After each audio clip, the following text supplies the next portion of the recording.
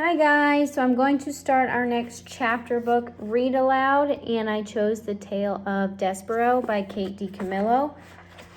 This book is kind of broken into 4 little separate books. Book the first is A Mouse is Born, book the second is Chiaroscuro, book the third is Gore, the Tale of Megarry-Sao, and book the fourth is Recall to the Light.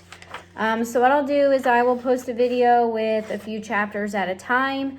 I will label the video so that you know what chapters are being read in it. That way you can follow along in order so you don't miss any parts. So chapter 1 is called The Last One. This story begins within the walls of a castle with the birth of a mouse, a small mouse, the last mouse born to his parents and the only one of his litter to be born alive. "Where are my babies?" said the exhausted mother when the ordeal was through. "Show to me my babies." The father mouse held the one small mouse up high. "There is only this one," he said. "The others are dead." "Mon Dieu, just the one mouse baby?" "Just the one. Will you name him?" "All of that work for nothing," said the mother. She sighed. "It is so sad. It is such the disappointment." She was a French mouse who had arrived at the castle long ago in the luggage of a visiting French diplomat.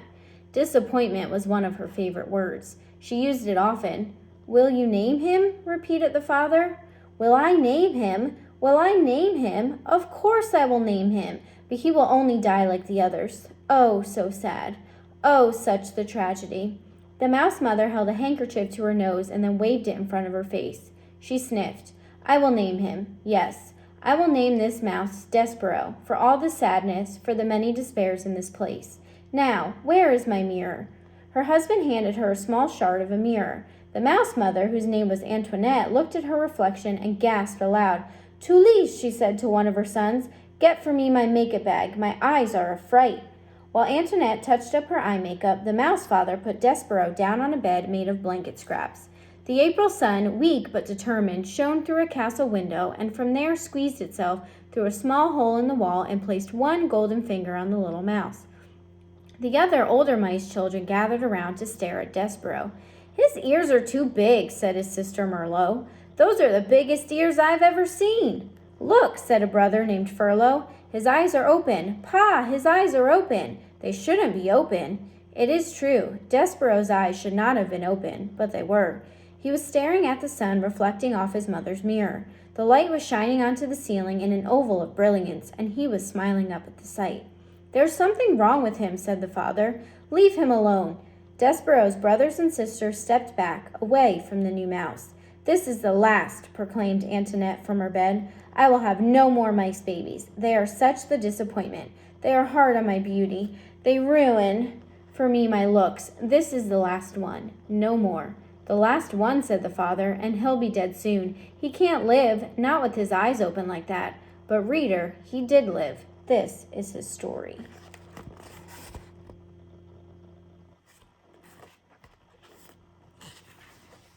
Chapter 2, Such a Disappointment. Despereaux Tilling lived, but his existence was cause for much speculation in the mouse community. "He's the smallest mouse I've ever seen," said his Aunt Florence. "It's ridiculous. No mouse has ever been this small, not even a Tilling." She looked at Despereaux through narrowed eyes as if she expected him to disappear entirely. "No mouse," she said again. "Ever." Despereaux, his tail wrapped around his feet, stared back at her. "Those are some big ears he's got too," observed his Uncle Alfred. "They look more like donkey ears if you ask me." "They are obscenely large ears," said Aunt Florence. Despereaux wiggled his ears. His Aunt Florence gasped. "They say he was born with his eyes open," whispered Uncle Alfred.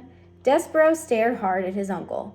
"Impossible," said Aunt Florence. "No mouse, no matter how small or obscenely large ears, is ever born with his eyes open. It simply isn't done." "His pa, Lester, says he's not well," said Uncle Alfred. Despereaux sneezed. He said nothing in defense of himself. How could he? Everything his aunt and uncle said was true. He was ridiculously small. His ears were obscenely large. He had been born with his eyes open, and he was sickly. He coughed and sneezed so often that he carried a handkerchief in one paw at all times. He ran temperatures. He fainted at loud noises. Most alarming of all, he showed no interest in the things a mouse should show interest in. He did not think constantly of food. He was not intent on tracking down every crumb. While his larger, older siblings ate, Despereaux stood with his head cocked to one side, holding very still. "Do you hear that sweet, sweet sound?" he said.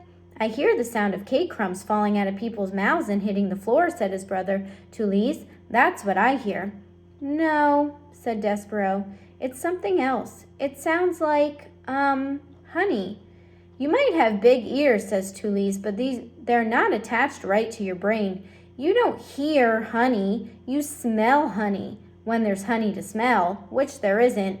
"Son," barked Despereaux's father, "snap to it. Get your head out of the clouds and hunt for crumbs." "Please," said his mother, "look for crumbs. Eat them to make your mama happy. You are such the skinny mouse. You are a disappointment to your mama." "Sorry," said Despereaux. He lowered his head and sniffed the castle floor. But reader, he was not smelling. He was listening with his big ears to the sweet sound that no other mouse seemed to hear. Chapter 3, Once Upon a Time. Despereaux's siblings tried to educate him in the ways of being a mouse. His brother Furlough took him on a tour of the castle to demonstrate the art of scurrying. "Move side to side," instructed Furlough, scrabbling across the waxed castle floor. "Look over your shoulder all the time, first to the right, then to the left. Don't stop for anything." But Despereaux wasn't listening to Furlough. He was staring at the light pouring in through the stained glass windows of the castle. He stood on his hind legs and held his handkerchief over his heart and stared up, up, up into the brilliant light. "Furlough," he said, "what is this thing? What are these colors? Are we in heaven?" "Cripes!" shouted Furlough from a far corner. "Don't stand there in the middle of the floor talking about heaven. Move! You're a mouse, not a man. You've got to scurry." "What?" said Despereaux, still staring at the light, but Furlough was gone. He had, like a good mouse, disappeared into a hole in the molding. Despereaux's sister Merlot took him into the castle library, where light came streaming in through tall, high windows and landed on the floor in bright yellow patches. "Here," said Merlot, "follow me, small brother, and I will instruct you on the fine points of how to nibble paper." Merlot scurried up a chair and from there hopped onto a table on which there sat a huge open book. "This way, small brother," she said as she crawled onto the pages of the book, and Despereaux followed her from the chair to the table to the page. "Now then," said Merlot, "this glue here is tasty, and the paper edges are crunchy and yummy like so." She nibbled the edge of a paper and then looked over at Despereaux. "You try," she said. "First a bite of some glue, and then follow it with the crunch of the paper. And these squiggles, they are very tasty." Despereaux looked down at the book, and something remarkable happened. The marks on the pages, the squiggles, as Merlot referred to them, arranged themselves into shapes. The shapes arranged themselves into words, and the words spelled out a delicious and wonderful phrase, "Once upon a time." "Once upon a time," whispered Despereaux. "What?" said Merlot. "Nothing. Eat," said Merlot.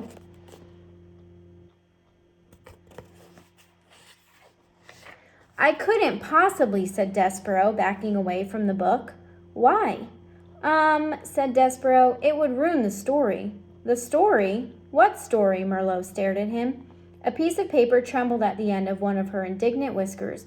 "It's just like Pa said when you were born. Something is not right with you." She turned and scurried from the library to tell her parents about this latest disappointment. Despereaux waited until she was gone, and then he reached out and with one paw touched the lovely words, "Once upon a time." He shivered, he sneezed, he blew his nose into his handkerchief.